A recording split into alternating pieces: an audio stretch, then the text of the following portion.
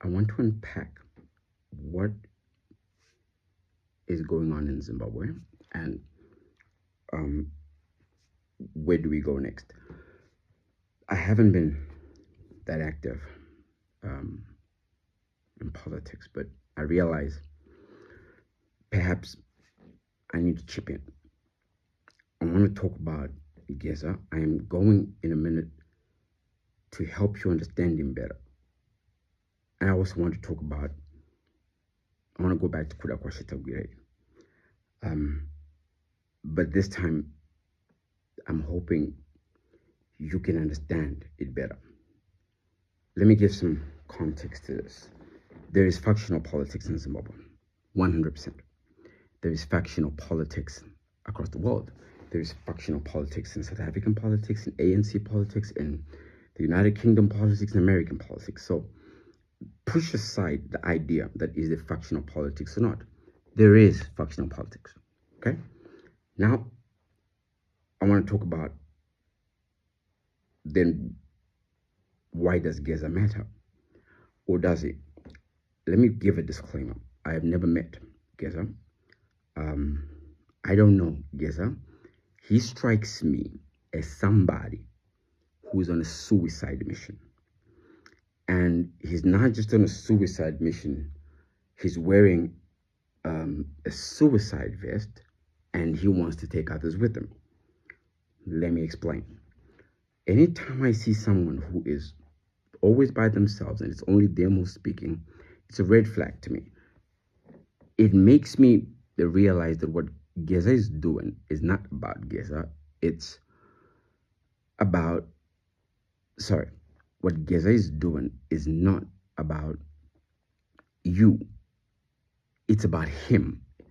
So I don't believe that Geza understands the future that he wants to campaign for. I'm not sure there's any business or investor who, if Geza ever walked into your office, you would take him seriously.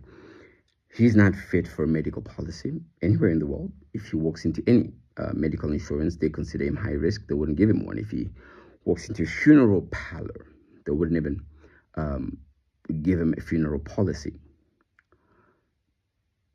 I have nothing against Geza. I don't know him, like I said.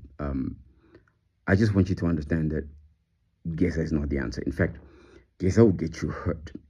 I will start listening to Geza when he starts aligning with Hopewell Chingono, when he starts aligning with Nelson Chimisa, when he starts aligning with Kudakwasha Musasiwa. They've all been there before doing exactly the same thing that he thinks he's doing. Why is he not going to sit down with them first? In fact, before you had even started this, one of the fundamental pillars that made November work when the coup that's not a coup happened is there was very, very good alignment and interdependence from invested groups, organizations, and political associations. That was a very big secret to it. I don't trust Geza. So whatever it is that you think he's doing, I know he will end you in a lot of trouble. There's a reason the Ivan Mawere court date didn't work. That maybe I've never spoken about, I've never heard anybody speak about. It's whenever you do this kind of things, like stayaways, like marches, like coming out on the streets, the trouble and the problem is, in the end, people go home. So you're talking about people who come out, they wear a flag, the Thai flag on their necks, even if the police don't touch them. But at a certain point, they have to go home. They have microwave food that they must eat. They have school tomorrow, work tomorrow, and they stop. The revolts that have worked the greatest are revolts where people don't go home.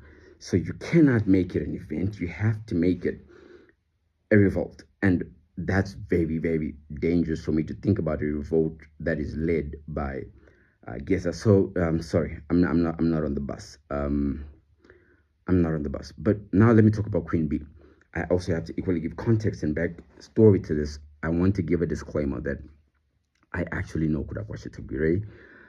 I baptized into Seventh-day Adventist many years ago, and Kuda Tagwirei's wife, sister, and brother are part of the reason I even ended up going to Christ. So I want to give context to that. But I also want to remind you, I'm the same person who introduced you to Queen Bee, who told you that Kudakwashe Tagwirei had a lot of people on his fingers.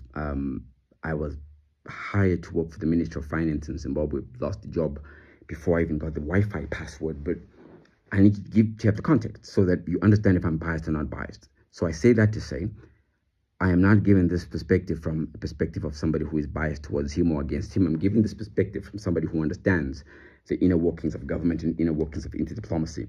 Listen to this. In the year 2020, Kuda Tagwirei was added to the Zimbabwe sanctions list. He was a newcomer to the list, equally the same with President Mnangagwa's son. They were added to the sanctions list. When they were added to the sanctions list by the United States Treasury Department and the UK Foreign Sanctions Office, they were then graduated to a new list called McKinsey program, which now makes it global. What the sanctions intended to do is they intended to answer a question that how do we control whoever is in control of the Zimbabwean economy? Here's the problem, and it's a conversation we don't talk about enough, but it's a conversation that that's going to lead to how we actually figure out what is next. There is bad intelligence in Zimbabwe, very bad intelligence. The president of the country is fed incredibly bad intelligence, and unfortunately, bad intelligence caused the sanctions. Bad intelligence of people who were worked on by the CIA in America, very close to Tagwirei and very close to the president and very close to the intelligence apparatus of the country, fed in to what became an unmanageable position, except to take a position, and that position was put him on sanctions. Here's the problem with the country. When you do that, here's what happens when you put somebody on sanctions. You blacklist them. You're saying to the world, don't do business with this person because this person is bad.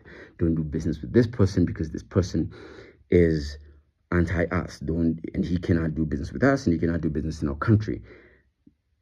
I don't believe that those sanctions had anything to do with the reasons that were given. I think those sanctions had everything to do with there were already monopolies established and set up in Zimbabwe, operating across sectors, whether you want to talk about telecoms, whether you want to talk about agriculture, whether you want to talk about industry and commerce. There were cartels or oligopolies, as Chris calls them, that were already in apparatus.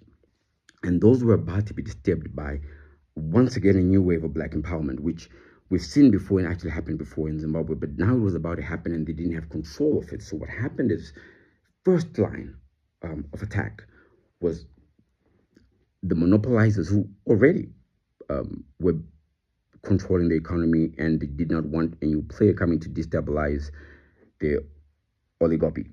Second is there was bad intelligence fed from Kudakwashe, people very close to Kudakwashe Tagwirei, who I choose not to mention, people who were very close to the president, who espionaged on the country, some people who are in cabinet today.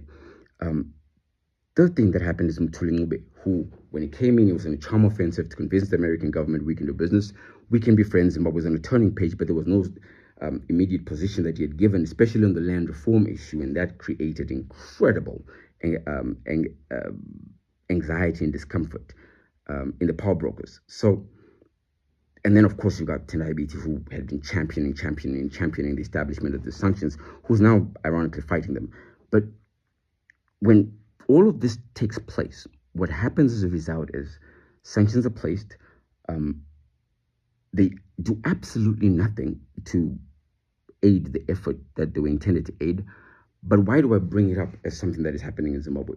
When you put the biggest negotiators, the biggest deal makers in the country on a sanctions list, and you restrict them from doing business in a straight way, you force them to go and do business in a side way. Now, it's not an advantage for command agriculture to continue, and we can't buy on a perfect competition or an open competition market. It's not an advantage when we can't have a fight of capital coming into the country and people are worried about how does the US dollar move. You create an environment because you're trying to implement a sanction that causes unfair and painful deficit on the person who you actually intend to be helping.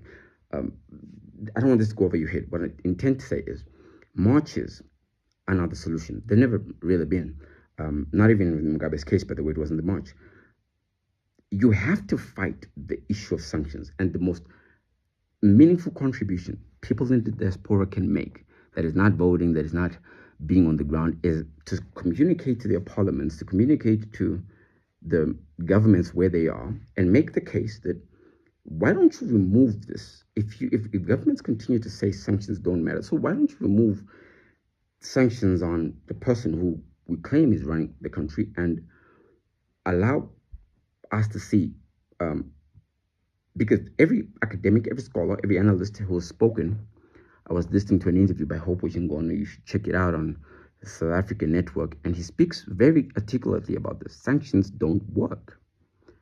But to remove sanctions is not going to take, unfortunately, Geza will only create a new set of sanctions. It'll take you